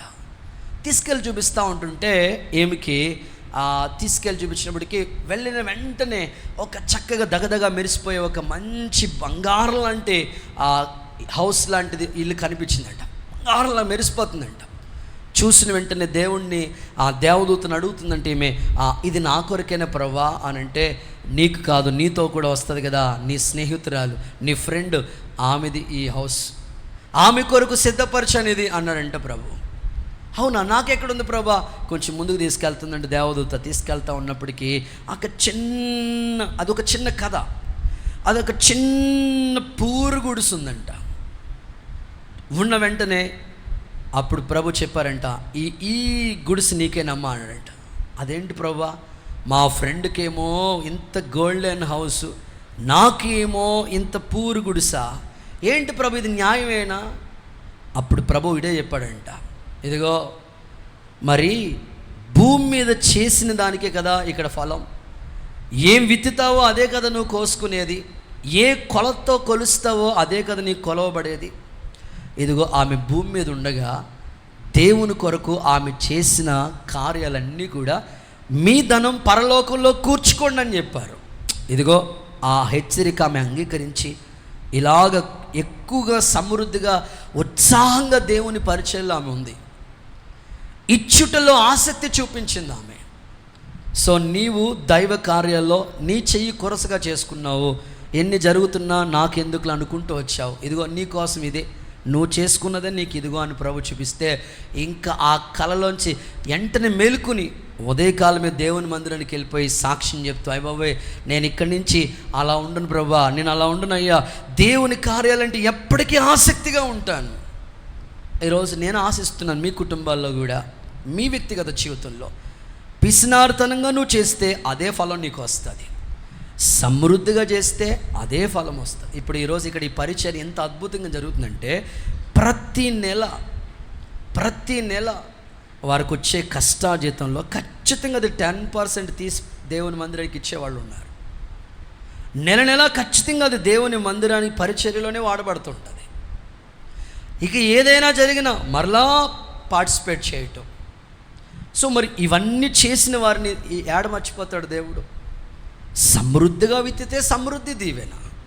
కనుక ఇక్కడ పౌలు హెచ్చరిక చేస్తున్నాడు సంఘానికి.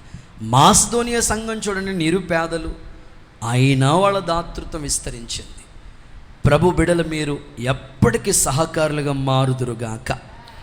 చివరి మాట, ఆఖరి మాట చెప్పి ప్రార్థిస్తాను. ఎఫెసీయులకు రాసిన పత్రిక 4వ అధ్యాయం 29వ వాక్యం చూస్తే, మనిషికి ఏది అవసరం, వినువారికి మేలు కలుగునట్లు అవసరమును బట్టి క్షేమాభివృద్ధికరమైన అనుకూల వచనమే పలకండి గాని దుర్భాష ఏదైనను మీ దుర్భాషలేవి కూడా నీ నోట రాకూడదు.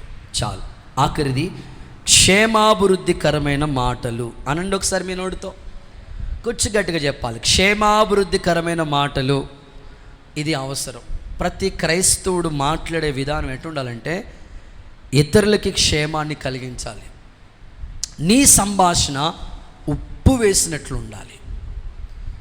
అబిగయీలు చూడండి, చేసింది మిస్టేక్ తన భర్త, మోటోడు మొండోడు, అసలు ఎందుకు ఉపకారణంతా మర్చిపోయాడు నాబాలు. కానీ అబిగయాలు ఎంత అద్భుతంగా అంటదంటే, నా భర్త దోషాన్ని నా మీద ఎంచండి అయ్యా. ఎంత అద్భుతంగా మాట్లాడుతుందండి ఆమె. ఈరోజు మీ ఆత్మీయ జీవితంలో ఇలా క్షేమాభివృద్ధిని కలిగించే మాటలు, నువ్వు మాట్లాడే ఆ మాటలు నీ ఇంటి వారికి, నీ కుటుంబానికి, నీ పిల్లలకి క్షేమాన్ని కలిగించాలి. ప్రభు అలాగూ దీవించాలని మనస్ఫూర్తిగా నేను కోరుకుంటున్నాను. ఇట్టి కృప దేవుడు మనకు అనుగ్రహించునుగాక. కుడి చేతుల పైకితో సరే ఆమెన్ అంటారా? నేను ముగిచేస్తున్నాను. ఇదిగో సొలొమోను దేవుని మందిరంలోకి వెళ్ళి అవసరము చొప్పున విజ్ఞాపన చేశాడు. ఈరోజు మీకు కూడా ఎన్నో అవసరతలు ఉన్నాయి. ఆ దేవుని వాక్య ప్రకారంగా క్రీస్తు యేసు మహిమలో మీ ప్రతి అవసర ప్రభు తీరుస్తాడు.